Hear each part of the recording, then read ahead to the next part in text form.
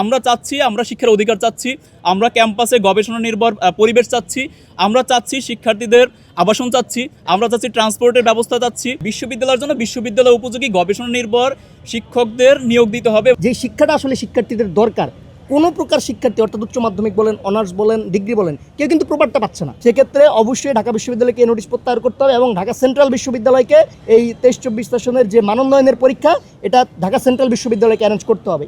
দেখেন, বিশেষ শিক্ষা ক্যাডারদের আমরা কখনোই বিরোধিতা করছি না, কারণ তারা আমাদের গুণীজন। আমরা একটা কথাই সবসময় ছোটোবেলা থেকে জেনে এসেছি, যার কাছ থেকে আমরা একটিমাত্র শব্দও শিখেছি, তার সাথে আমরা বেয়াদবি করতে শিখিনি। আমরা চাচ্ছি বর্তমান যে কাঠামো আছে, এই কাঠামো কীভাবে উন্নয়ন করা যায় সেটা রাষ্ট্র অবশ্যই ভাববে।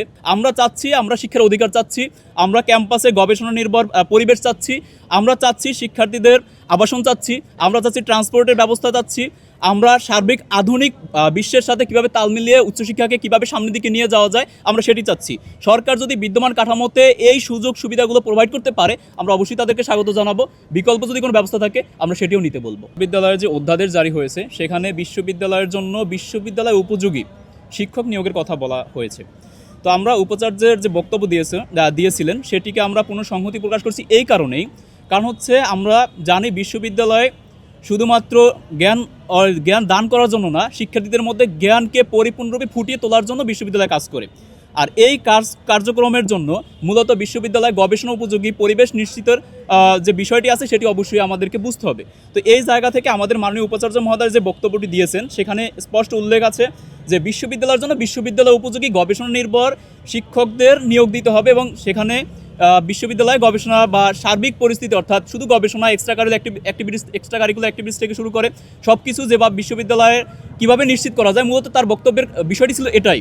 তো এই জায়গাগুলোকে আমরা মূলত আমাদের আমলে নিয়ে আমরা মূলত বিশ্ববিদ্যালয়ের মাননীয় উপাচার্যের বক্তব্যকে সংগতি জানিয়েছি। যে শিক্ষাটা আসলে শিক্ষার্থীদের দরকার, কোনো প্রকার শিক্ষার্থী অর্থাৎ উচ্চ মাধ্যমিক বলেন, অনার্স বলেন, ডিগ্রি বলেন, কেউ কিন্তু প্রপারটা পাচ্ছে না।